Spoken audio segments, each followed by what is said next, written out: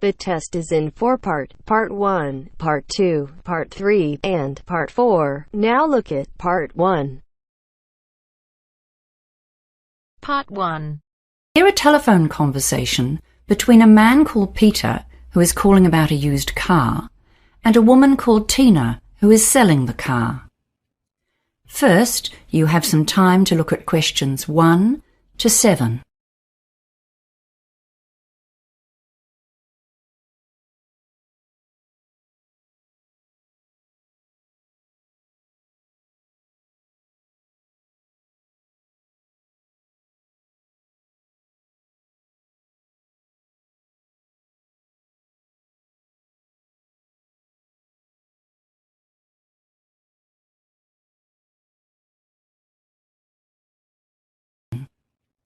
You should answer the questions as you listen, because you will not hear the recording a second time. Listen carefully and answer questions 1 to 7. Hi, it's Peter speaking. I'm calling about the ad you put online for a used car. Sorry, what was your name again? Oh, sorry, it's Peter Smith. Oh, hi, I'm Tina. Good to hear from you. So tell me, which car are you after? I'm interested in the sedan, the 2012 Toyota sedan. We have a few of those available right now. Let's see. Was it the Black Pearl one? Or maybe the Barcelona red one? Oh yes, I saw the red one, but I don't really like red cars. The one I'm after is silver. Right, I see. Okay. Well, what would you like to know? Well, it says in the ad that it's in good condition. What does that mean exactly? Well, the paint is original. There are almost no scratches or dents. It looks like a new car, in fact. There was a tiny scratch on the door, but we polished that right out for you. Oh, that's good. How's the engine? The engine? Ah, yes, well, there haven't been any problems, and it's been serviced regularly. You know, oil changes, lubes, and so on. The previous owner was a very careful old lady, and she looked after it. It's only had the one driver. Oh, except that on the papers it says 2 owners, because her son took over the ownership when the old lady stopped driving. How about the tyres? Are they in good condition? I do a lot of driving on the open road. Well, they all passed the car safety test. You might need to replace the back ones in the next 6 months or so because they're a bit worn. But the owner had the front 2 replaced only a couple of months ago. So those ones are new. You won't need to replace them for ages. Oh, and it had new brake linings recently too. I have the garage receipts for all of those things. Okay, that's good. And what extras does it have? Well, air conditioning, of course. And there's a nice stereo which plays CDs. Or you can use it with an MP3 player. What else? All the usuals. Power steering, central locking, ABS brakes. Oh, and it also has a tow bar. You can remove that and store it inside the car when you're not using it. What else? You know it's manual transmission, right? Yes, I don't want an automatic. And the tow bar sounds great. I need that for carrying my bike. Okay, well, that all sounds very cool. And you're asking $25,000, is that right? No way. I think you must have the wrong ad. This one is $30,000 and we won't go lower than that. I see. What's the mileage again? Most cars of that age would be around 80,000 kilometres, or even up to 120,000. But as I said, the old lady didn't drive much, so it's very low. Only 50,000. You won't get a better low-mileage car than this one. Before you hear the rest of the conversation, you have some time to look at questions 8 to 10.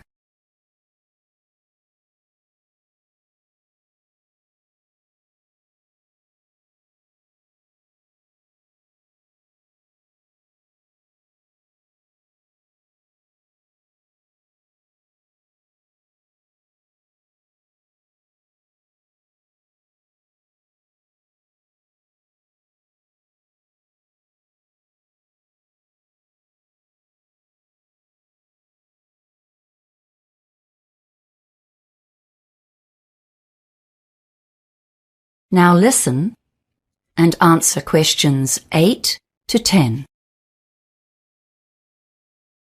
Okay, well, I'd like to come and see it if that's all right. Where do you live? I'm in the suburb of Pembrose. Do you know where that is? Sorry, can you say that again? I'll just check on my GPS. Yes. I'm in Pembrose at 352 Hunter Place. Hunter. Oh yes, I see. Yes, that's okay. It's about 30 minutes drive from here. No, that's no problem. So, when would you like to come? How about this evening? I could come at 5 p.m. Oh, no, sorry, I forgot about my gym class. How about 6:30? Does that suit you? Look, sorry, I have someone else coming then. Can you make it a bit later? Say 7:30? Well, okay then. But that's getting a bit late really, and it'll be dark by then, won't it? I'd really like to see the car in daylight if that's okay. Well then, how about 4ish? Yes, that's good. Okay, let's say 4:30 p.m. And I guess I'll just have to be late for the gym. I'm usually very punctual, so being late just once won't matter too much. Yes, fine. See you then. Oh, just in case there's a problem, what's your mobile number? Oh, of course. It's 093678192. Ignore that. It's my landline. Of course, it makes more sense to give you my mobile. That's 045 352 7652. Got that? Excellent. See you later, Peter. Yes, sure. Bye, Tina.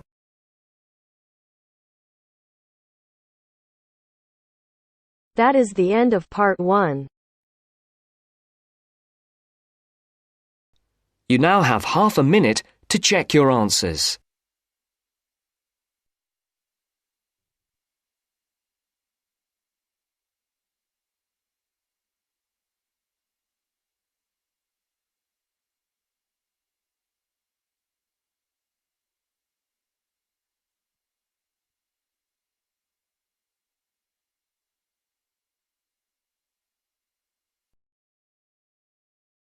Now turns to part 2.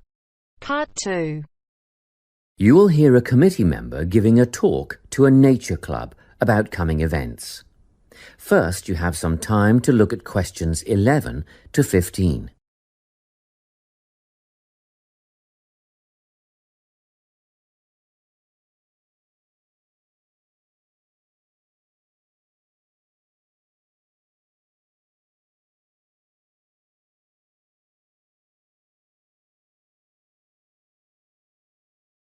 Listen carefully and answer questions 11 to 15.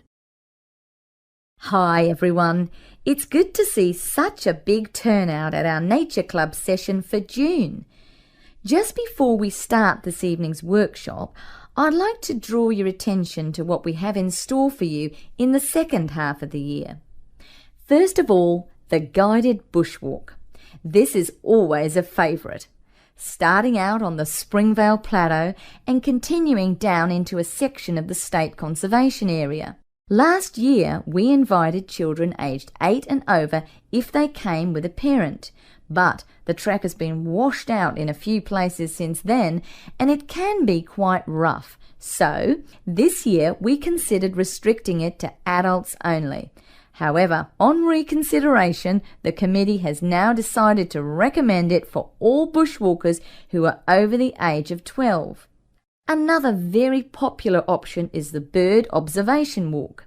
We'll be searching for both migratory and native birds as we walk through tidal marshlands and mangroves, and you can expect to get your feet uncomfortably wet and muddy if you don't wear rubber boots. These are a must. The leader will have a strong pair of binoculars, so we'll rely on her to name the species for us. And we've ordered some bird identification books that you may wish to purchase at a later date. From the bush to the swamp and now to the sand dunes. Our leader will help us identify plants native to the local area as well as some invasive weed species. We'll be asking for volunteers to help pull out the weeds where possible, so a pair of sturdy gardening gloves is essential. Spades and other tools will be provided. It could get very hot and you'll need water, plenty of it, but a local business owner is willing to provide bottled water free of charge. The next outing, Bush Tucker, is a new one. Have you ever wondered what life in this country would have been like 200 to 2,000 years ago? Well, come on this trip and you'll find out how the indigenous inhabitants used local plants as food and medicine. Because lunch is included in this trip, there will be a small charge per person. We had originally thought $7 would cover the basics, sausages and bread followed by tea and coffee, but then we thought a few different cuts of meat and salad would be nice, and that brought the price up to $12 a head. At one stage we even contemplated including seafood, but that would have been a bit too expensive, around $15, so meat and salad it is. We expect this to be a popular event, so we'll need advance bookings to organise the catering. Please let us know your intentions by the 10th of November, and be aware that we'll require prepayment by the 15th of November. You can still change your mind and get a refund up to the 25th of November, but after that date, if you pull out, you'll forfeit the money paid. Before you hear the rest of the talk, you have some time to look at questions 16 to 20.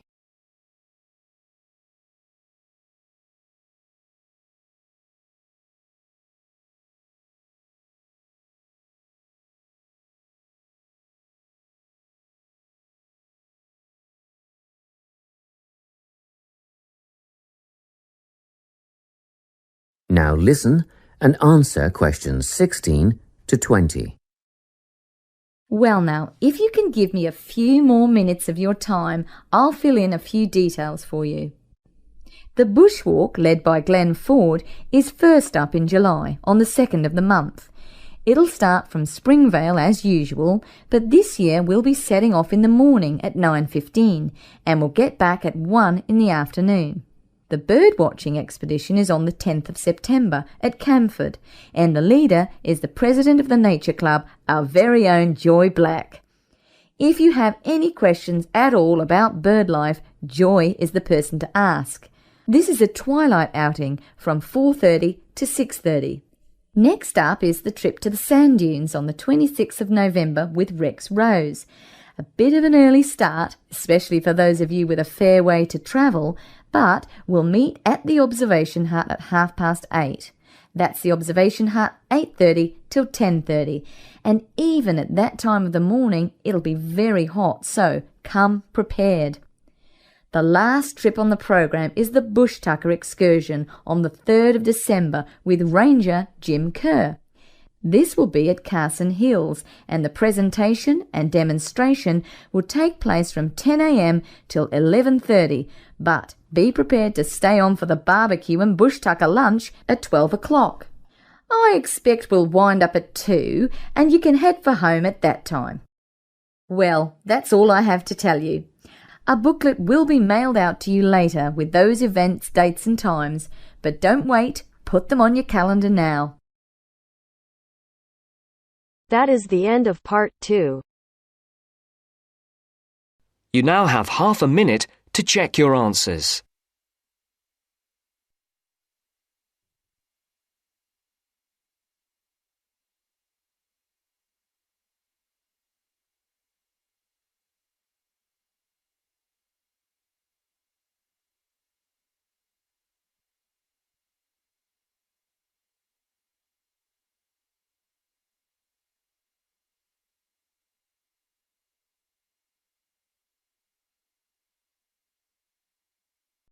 Now turns to part 3. Part 3. You will hear a conversation between a research student, Jeremy, and his supervisor. They are talking about the process of having a research project published in a journal. First, you have some time to look at questions 21 to 25.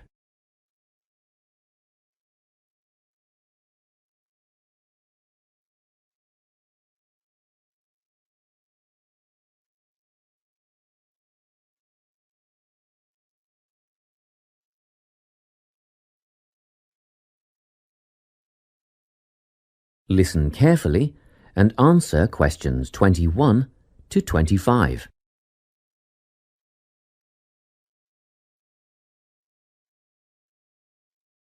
So, you're nearly ready to submit your article to an academic journal, are you? Yes, I think so. I just wanted to go over all the things I need to do before I submit it. And then I wanted to go over the submission process with you. Great. So, firstly, you need to write an abstract. Make sure it's short and concise. Of course. I forgot all about that. And what about key words? Yes, a lot of students overlook this part and just jot down whatever comes to mind. But take some time to make a list of key words that are accurate and relevant. Okay. Another thing, could you have a look at my article before I submit it? Absolutely. Actually, at least 2 senior staff members should always read through a final draft before submission. Do you mind if I give it to Professor Johnson to have a look at as well? Not at all. I'd be glad to have the feedback. Do you know which journal you want to submit to yet? Not yet. I have a short list of about 3 that I'm interested in. Make that decision soon, because you'll need to adjust your article so that it matches the style guide of the journal you are submitting to. I bet that can take a while. Yes, but after that you are just about ready to submit. One more thing, you'll have to sign the copyright form, just confirming that it's your own work, and then you're good to go. Before you hear the rest of the conversation, you have some time to look at questions 26 to 30.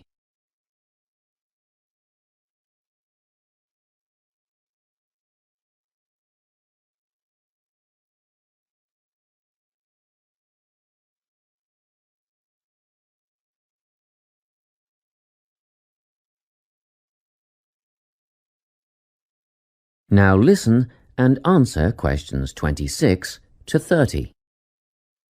Now, the submission process. How does it work exactly? Well, the first thing is to just send it off. You've got to send in the manuscript before anything else can happen.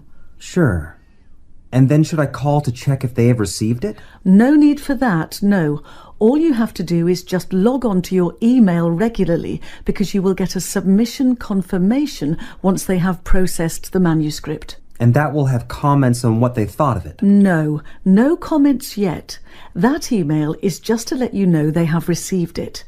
The next stage is what is known as peer review.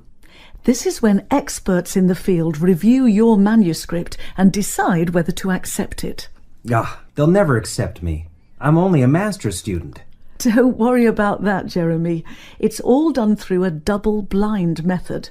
That means that whoever reads your manuscript has no idea whether you are a grad student or a Nobel Prize laureate. They'll only be judging your work, not you. Well, that's good to hear. And then what, once they've made their decision? Well, there are 4 possible outcomes. You might get an acceptance, but a first-off acceptance is very, very rare. Don't pin your hopes on it. You could also get a rejection, but these don't happen very often either. I don't think this will be a problem. What do you think I'll get? If you're very lucky, you'll get a conditional acceptance. This means that they've accepted the article and it will be published, but you need to tweak a few things first. A sentence here, a heading there, nothing major. That sounds good. But to be honest, you will probably end up with a revise and resubmit. This means they are definitely interested, but you will need to rework the paper before it's accepted. The necessary changes will be outlined by the reviewers. Okay. So I just fix the things that need changing and present it again? Yes, but include a cover letter that discusses the changes you have made. The same goes for a conditional acceptance, actually. It helps the reviewers see that you've taken their criticism seriously. That is the end of part 3. You now have half a minute to check your answers.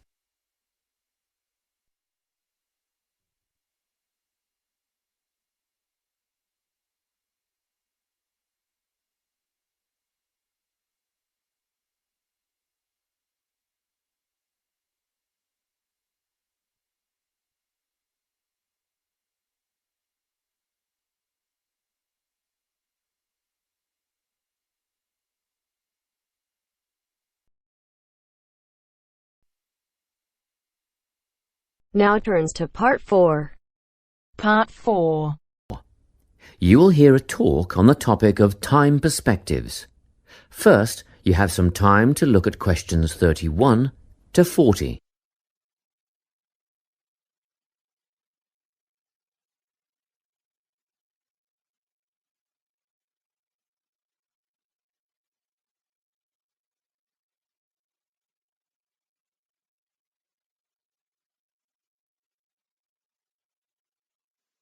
Listen carefully and answer questions 31 to 40. Today, I'm going to be talking about time. Specifically, I'll be looking at how people think about time and how these time perspectives structure our lives. According to social psychologists, there are 6 ways of thinking about time, which are called personal time zones. The first 2 are based in the past. Past positive thinkers spend most of their time in a state of nostalgia, fondly remembering moments such as birthdays, marriages, and important achievements in their life. These are the kinds of people who keep family records, books, and photo albums. People living in the past negative time zone are also absorbed by earlier times, but they focus on all the bad things, regrets, failures, poor decisions. They spend a lot of time thinking about how life could have been. Then, we have people who live in the present. Present hedonists are driven by pleasure and immediate sensation. Their life motto is to have a good time and avoid pain. Present fatalists live in the moment too, but they believe this moment is the product of circumstances entirely beyond their control. It's their fate, whether it's poverty, religion, or society itself. Something stops these people from believing they can play a role in changing their outcomes in life. Life simply is, and that's that. Looking at the future time zone, we can see that people classified as future active are the planners and go-getters. They work rather than play and resist temptation.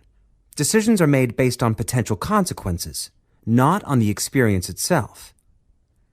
A second future-orientated perspective, future fatalistic, is driven by the certainty of life after death and some kind of a judgment day when they will be assessed on how virtuously they have lived and what success they have had in their lives. Okay, let's move on. You might ask, how do these time zones affect our lives? Well, let's start at the beginning. Everyone is brought into this world as a present hedonist. No exceptions. Our initial needs and demands, to be warm, secure, fed, and watered, all stem from the present moment. But things change when we enter formal education. We're taught to stop existing in the moment and to begin thinking about future outcomes. But did you know that every 9 seconds, a child in the USA drops out of school? For boys, the rate is much higher than for girls. We could easily say, well, boys just aren't as bright as girls. But the evidence doesn't support this.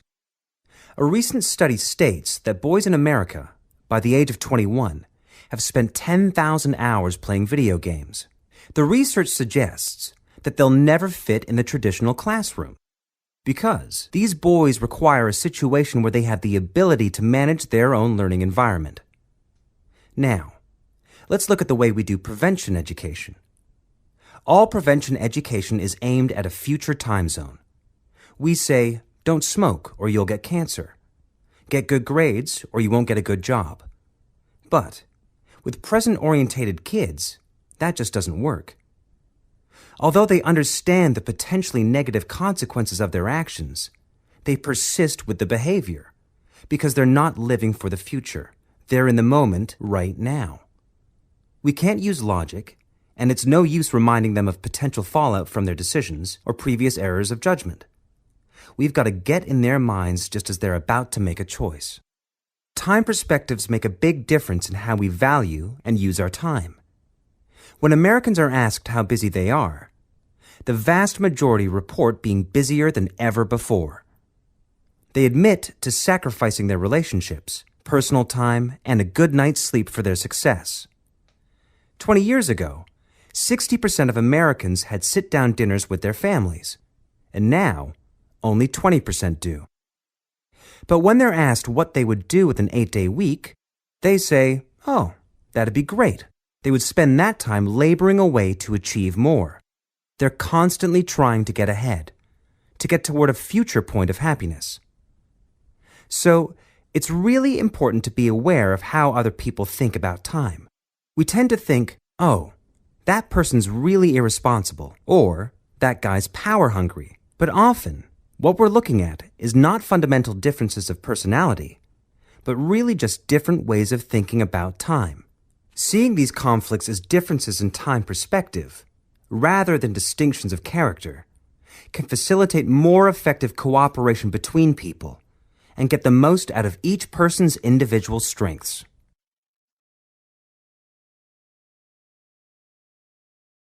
That is the end of part 4. You now have half a minute to check your answers.